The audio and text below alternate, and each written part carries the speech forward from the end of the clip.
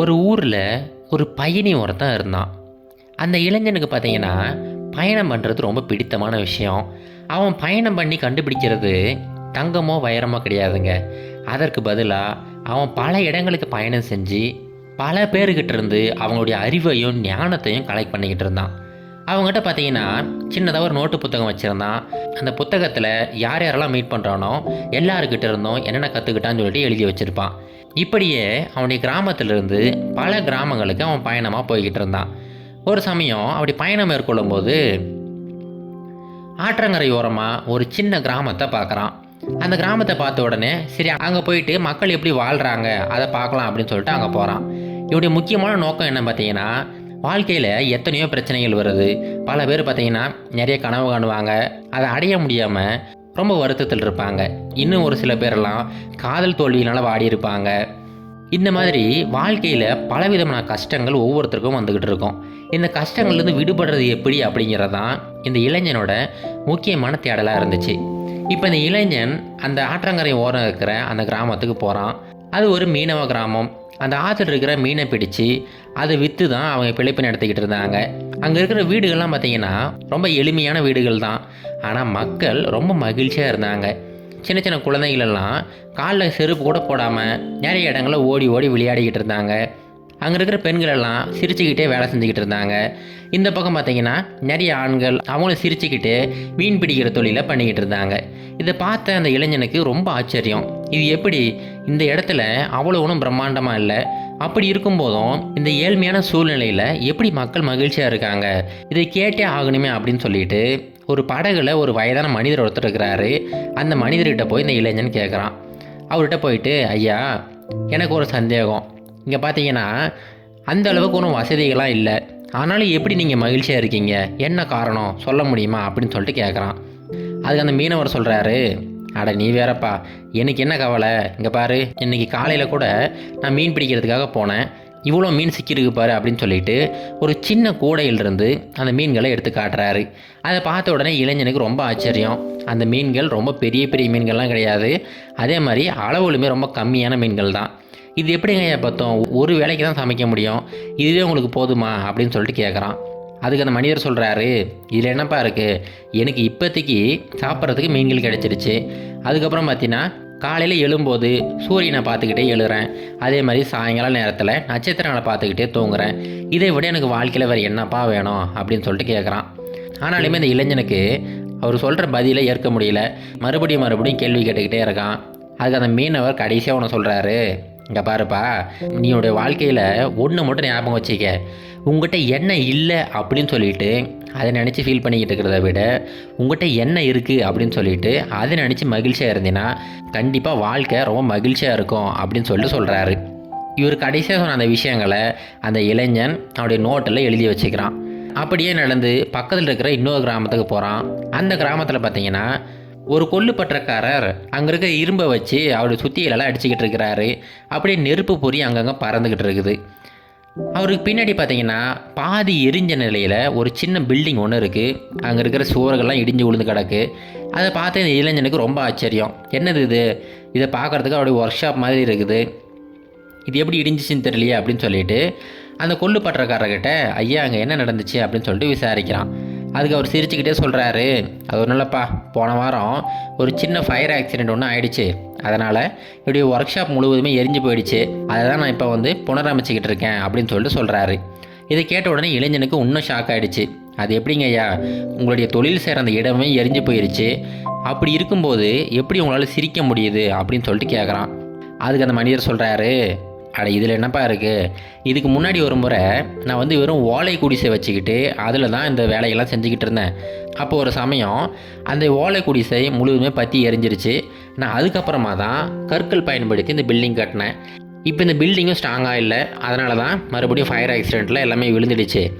இப்போ என்ன மறுபடியும் கருங்கல்லை வச்சு இன்னும் ஸ்ட்ராங்காக கட்ட போகிறேன். ஒவ்வொரு முறை இந்த மாதிரி விபத்து நடக்கும்போதும் அதிலிருந்து நான் இன்னும் ஸ்ட்ராங்கான பில்டிங்கை தான் கட்டிக்கிட்டு இருக்கேன்ப்பா, இதில் ஒன்றும் பிரச்சனையே கிடையாது அப்படின்னு சொல்லிட்டு அவர் சிரிச்சுக்கிட்டே வேலை செய்கிறாரு. உடனே அந்த இளைஞன் அவருடைய நோட்டில், வாழ்க்கை நம்மளை ஒவ்வொரு முறை நொறுக்கும் போதும் அதிலிருந்து பல விஷயங்களை கற்றுக்கிட்டு அதோட ஸ்ட்ராங்காக நம்ம திரும்ப எழ முடியும் அப்படின்னு சொல்லிட்டு எழுதி வைக்கிறான். அவர்கிட்ட பேசி முடிச்சுட்டு அப்படியே இன்னொரு கிராமத்துக்கு போகிறான். அந்த கிராமத்தில் ஒரு விதவை பெண்மணியை பார்க்குறான். அந்த பெண்மணி அவருடைய கணவரை இழந்துட்டு 3 குழந்தைகளோட ரொம்ப ஏழ்மையில் வாழ்ந்துக்கிட்டு இருக்காங்க. ஆனால் அந்த சமயத்தில் கூட அவங்களுடைய பேச்சில் ஒரு தைரியம் தெரியுது. இந்த இளைஞன் அந்த அம்மா கிட்ட கேட்குறான், எப்படிங்க அம்மா இவ்வளோ தைரியமாக பேசுகிறீங்க அப்படின்னு சொல்லிட்டு. அதுக்கு அந்த அம்மா சொல்கிறாங்க, அது ஒன்றும் இல்லைப்பா, என்னுடைய கணவர் இறந்ததுக்கப்புறமா எனக்கு வாழ்க்கையே முடிஞ்சு போச்சுன்னு நினச்சேன். 3 பிள்ளைகளை வச்சுக்கிட்டு எப்படி தான் பிழைக்க போகிறோம் அப்படின்னு சொல்லிட்டு ஒவ்வொரு நாளும் அழுதுகிட்டே இருப்பேன். அதுக்கப்புறமா தான் உண்மையிலே எனக்குள்ளே இருக்கிற அந்த ஸ்ட்ரென்த் என்னன்னு எனக்கு புரிய வந்துச்சு. அதுக்கப்புறம் வேலைக்கு போய் கொஞ்சமாக சம்பாதிக்க ஆரம்பித்தேன். இப்போது என்னுடைய 3 குழந்தைகளையுமே நான் நல்லபடியாக பார்த்துக்கிட்டு இருக்கிறேன். அந்த இழப்பு தான் என்னுடைய ஸ்ட்ரென்த் என்ன அப்படிங்கிறத கண்டுபிடிக்க வச்சுச்சு அப்படின்னு சொல்லிட்டு அவங்க சொல்கிறாங்க. இப்போ அந்த விஷயத்தையுமே இந்த இளைஞன் அவனுடைய நோட்டு புத்தகத்தில் எழுதி வச்சுக்கிறான். அப்படியே அவன் பல இடங்களுக்கு போயிட்டு பலவிதமான மனிதர்களை சந்திக்கிறாங்க. பாலைவனத்துக்கு போயிட்டான், அதே மாதிரி பக்கத்தில் இருக்கிற மலைகளுக்கு போயிருக்கிறான், பனிமலைக்கு போயிருக்கிறான், அப்படி இப்படின்னு சொல்லி ஏகப்பட்ட இடங்களுக்கு போயிட்டு பலவிதமான மனிதர்களை சந்தித்து ஒவ்வொருத்தர்கிட்ட இருந்தும் பலவிதமான விஷயங்களை கேட்டு அந்த நோட்டு புத்தகத்தில் குறித்து வச்சுக்கிட்டே வரான். இப்போது கிட்டத்தட்ட பல பேர்கிட்ட பலவிதமான விஷயங்களை கேட்டு தெரிஞ்சுக்கிட்டான். ஆனாலுமே அவன் மனசுக்குள்ளார அந்த கேள்விக்கான பதில் கிடைக்கவே இல்லை. அந்த தீராத கேள்வியோடவே ஒரு சமயம் ஒரு காட்டுக்கு பக்கத்தில் ஒரு சின்னதாக ஒரு டென்ட்டு போட்டு அதில் தங்கியிருக்கிறான். அவனுக்கு முன்னாடி கொஞ்சம் நெருப்பு போட்டு அந்த கதகதப்பில் அப்படியே உட்காந்துக்கிட்டு இருக்கிறான். அது இரவு நேரம். அப்போது திடீர்னு பார்த்தீங்கன்னா கருமேகங்கள் அப்படியே சூழ ஆரம்பிச்சிருச்சு.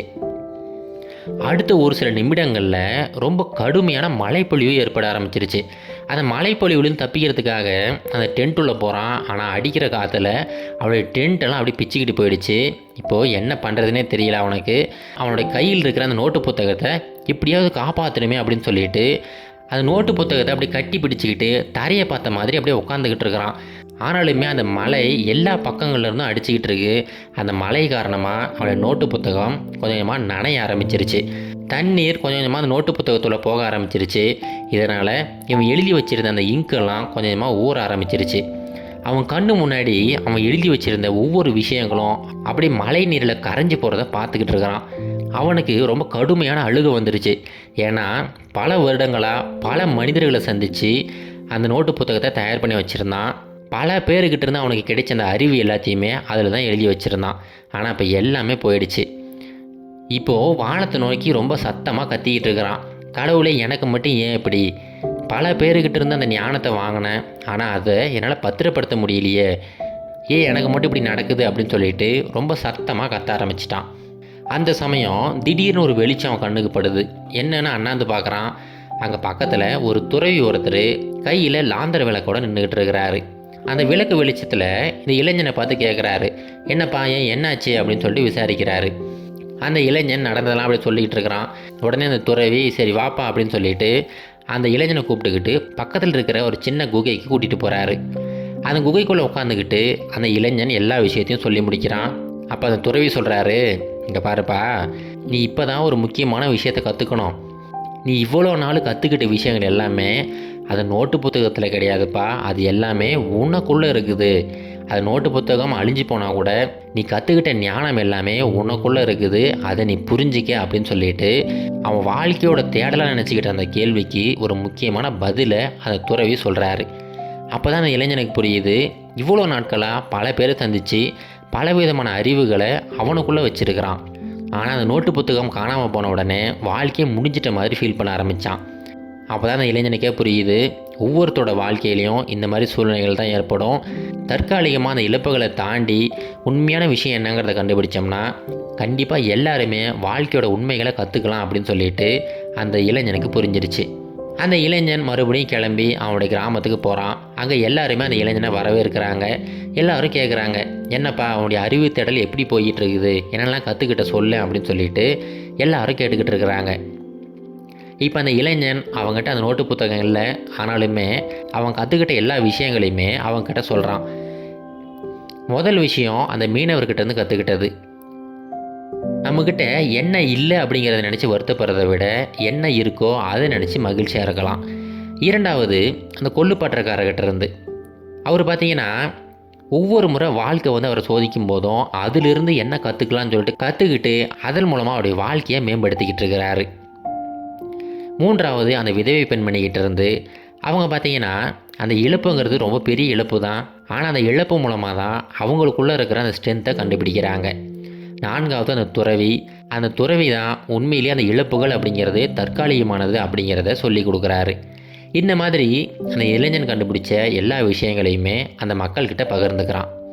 இப்போ அந்த கதையில் வந்தது மாதிரி தாங்க நம்முடைய வாழ்க்கையில் பார்த்திங்கன்னா ஒவ்வொரு நாளும் நம்ம பலவிதமான இழப்புகள், பலவிதமான வருத்தங்கள் அப்படின்னு சொல்லிட்டு நம்ம வாழ்க்கை ஏன் இப்படி இருக்குது அப்படிங்கிற மிகப்பெரிய கேள்வி எல்லாருக்குமே இருக்கும்.